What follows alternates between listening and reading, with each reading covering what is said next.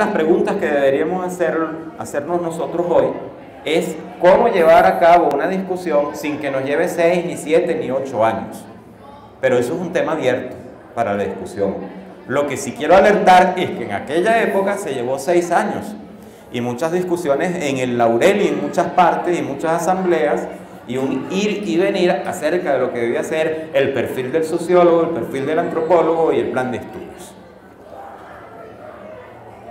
En el año 84, en marzo del 84, comienza el tercer momento al que estoy haciendo referencia, precisamente el momento que desde el 84 hasta el día de hoy estamos viviendo y es el más largo en la escuela de sociología y antropología.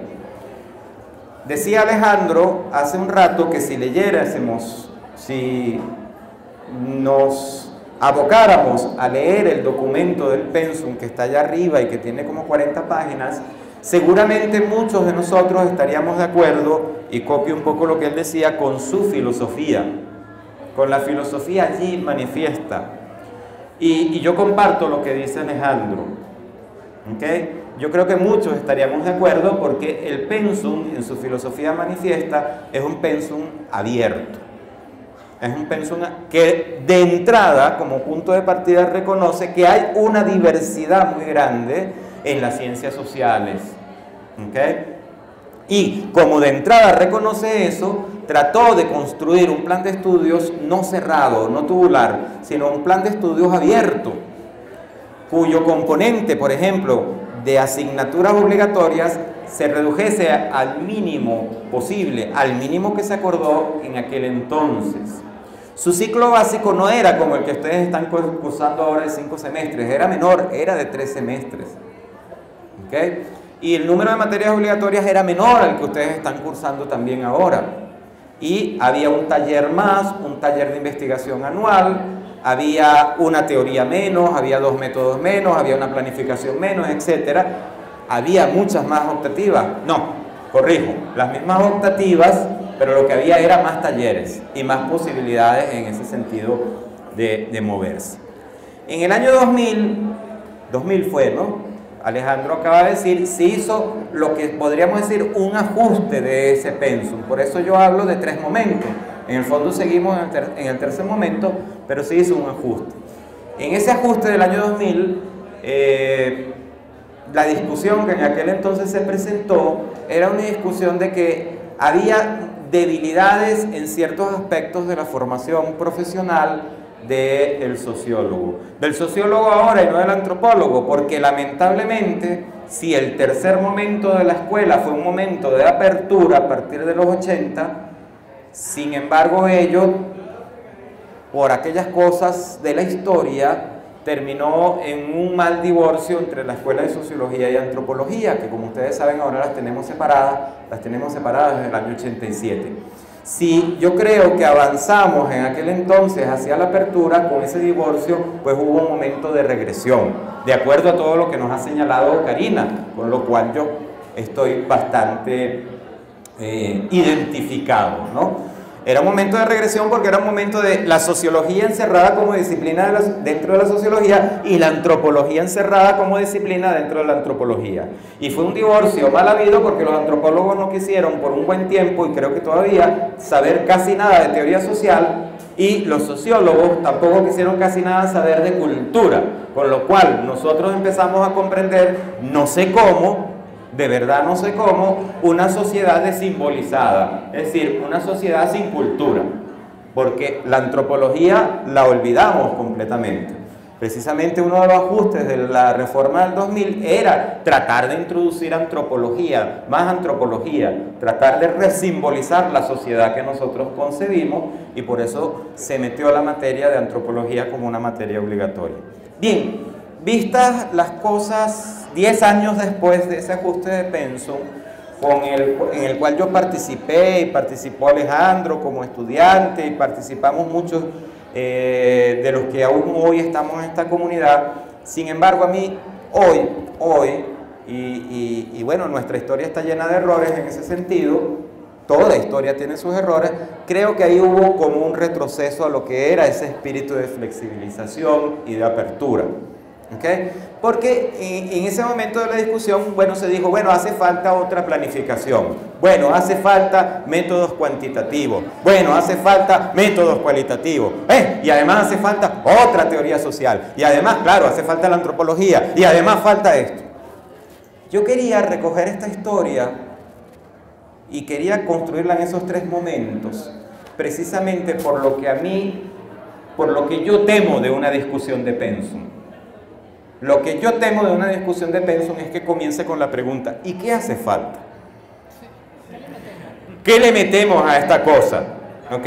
Bueno, entonces seguramente yo diría quizás, hace falta una antropología 2, y otro dirá, y una antropología 3 también. Y claro, como algunos tienen un corazón de planificador, dirán, pero también hace falta gerencia de proyectos sociales y en consecuencia hay que ampliar una planificación 3. Y claro, como los métodos cuantitativos y cualitativos están separados, pues tenemos que hacer una integración con una metodología 6, es decir, con un taller de método 6, una triangulación. Yo tengo pánico a eso, porque entonces lo que le vamos a meter, sí, además de 2 años más y de una larga discusión, lo que vamos a hacer es un sancocho donde cada quien va a empezar a meter, y quizás terminemos en aquella escuela cerrada de los 50 y 60 y cerrada también de los 70, ¿no? Y precisamente más a contrapelo aún de lo que Ocarina ha dicho que son los tiempos que corren. Los tiempos que corren de esa apertura, los tiempos que corren de la negación de la frondosidad curricular, que es la negación de que haya tantos componentes cuando se manifiesta en el plan de estudio. Acuérdense que currículum es una cosa, el plan de estudio es una manifestación, una de las manifestaciones del currículum. Pues cuando se manifiesta en el plan de estudio se va a manifestar cargado de asignaturas, ¿no? Y yo creo que si vamos a repensar, yo creo que deberíamos repensarlo. Por ejemplo, invito a que repensemos no qué es lo que está faltando, que siempre van a faltar muchas cosas. Por ejemplo, yo pienso con toda sinceridad que aquí falta una reflexión epistemológica. Ahora, yo no quisiera que eso suponga aumentar el número de asignaturas a 3 epistemologías, 2 epistemologías, 2 métodos más. Pero sí hay una falta, hay una carencia epistemológica muy fuerte en esta escuela, que es el conocimiento de lo social, por donde anda la discusión de cuáles son las posibilidades del conocimiento de lo social y cuáles son las consecuencias prácticas, y esta es un nexo entre epistemología y ética, a la hora de asumir determinadas concepciones del conocimiento. Yo creo que eso está muy ausente en métodos y en teoría, porque tanto métodos como teoría debería ocuparse de eso, ¿ok? Y en ese sentido estoy completamente de acuerdo con Alejandro, porque seguimos pensando aquí los métodos separados de la teoría. Ocarina acaba de decir que es de modé, yo estoy de acuerdo con ella, seguir pensando en términos de escuelas, una universidad. La escuela de psicología allá enfrente, además una cosa que llamamos Facultad de Humanidades, y la escuela de sociología aquí, en este otro lado, en una cosa que llamamos Facultad de Ciencias Económicas y Sociales. No sé por qué la psicología y la sociología están tan separadas, que incluso están tan separadas por facultades y todo lo demás. Si eso es de modé, pues también yo creo que es muy de modé seguir pensando esta escuela en términos de los departamentos como la estamos pensando. Y entonces aquí tenemos el departamento de métodos y aquí tenemos el departamento de teoría.